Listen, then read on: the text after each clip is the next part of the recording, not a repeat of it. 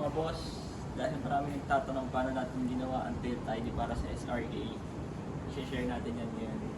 Hindi to video tutorial pero pwede itong maging guide kung mga nagbabalak mag-ano dyan, tail tidy. Bago ang lahat, huwag natin kalimutan mag-like, subscribe, and share. Yan, let's go! So yun mga boss, bili lang kayo ng ganitong plate holder para ito hindi siya intended para sa SRK pero parang universal. Pero pag domain kayo sa Shopee ng mga boss, meron talagang pang SRK.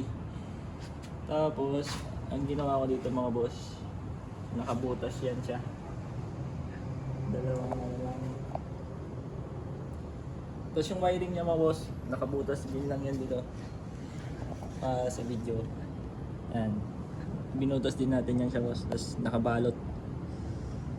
Yung sukat niya, bali halos katapat din siya nito. Katapat siya nung tornilyo sa taas.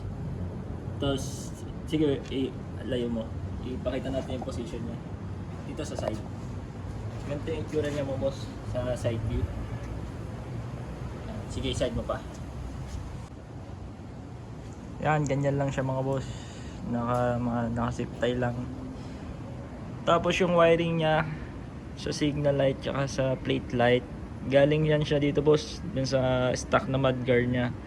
Naka clip lang siya dito. Yan, inalis ko lang yung mga clip dyan boss. Tapos dito ko siya pinadaan sa loob, dito sa side.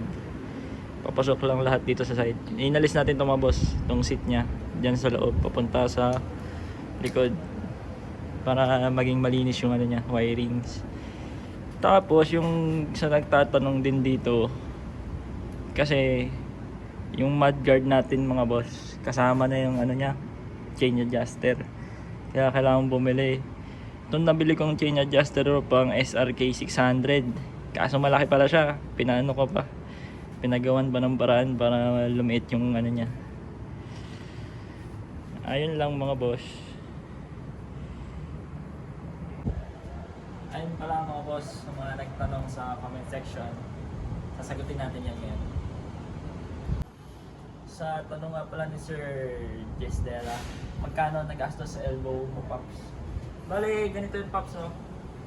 Yung unang pinagawa ko dito, mid pipe na 61mm, straight pipe lang siya, nasa 2.8 siya. Tapos medyo hindi tayo na kontento, nagpalagay tayo ng boss, Pops, ng resonator para mas umayos yung tunog niya. Ang resonator is lumasasaw ng 1.5, so 2.8 plus 1.5. Doon nga pala yung Pops sa 10th Avenue, Caloocan.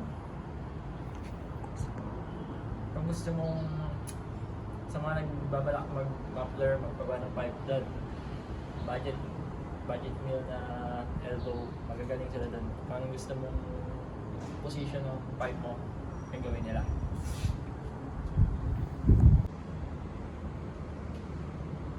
Tanong naman ni Sir Lester Don Taog, Sir, malakas ba yan sa gas? Anong gas consumption dyan sa SRK 400? Yun sir, bali so far, hindi ko siya masasabing malakas, pero hindi ko din masasabing ganun katipid. Kasi yung minsan, biyaya ako, Caloocan, Pasay, gas o 300, kaso pagbalik mo kailangan mo na ulit mag-gas. So yun, kayo na mag-judge. Kung gusto mo siyang ipang daily, hindi ko hindi siya ganun katipid. Yun lang sir. Yun nga sir, natin pag big bike, medyo malaki din yung makina natin. So expect na natin na malakas din yung performance, malakas yung consume. Sa tanong nga pala ni Sir Intelligent Rank, where did you get the headlight? Ayun sir, stock headlight na siya ng SRK. Para sa tanong naman ni Sir Michael Angelo Picera, Lods, sa nakaraang video mo, saan ka nagpagawa ng grab bar? Grab bar, ito ba Lods? Bali, na-order natin to boss sa sa Shopee. Overseas siya from China. Meron siyang 3 variation ng kulay, black, titanium, and silver. Yan ata yung kulay. So kung gusto mo nito boss, pwede mo akong i-message, bigay ko sa link. Sa mga nagtatanong pala boss or sa mga may gustong itanong tungkol dito sa SRK, comment down below lang. Nga pala, shoutout nga pala kay Sir Andy Carlos Borinaga, Sir Kids, Sir Ivan Bentolanda, Copy Racer Boy. Shoutout sa inyo mga boss.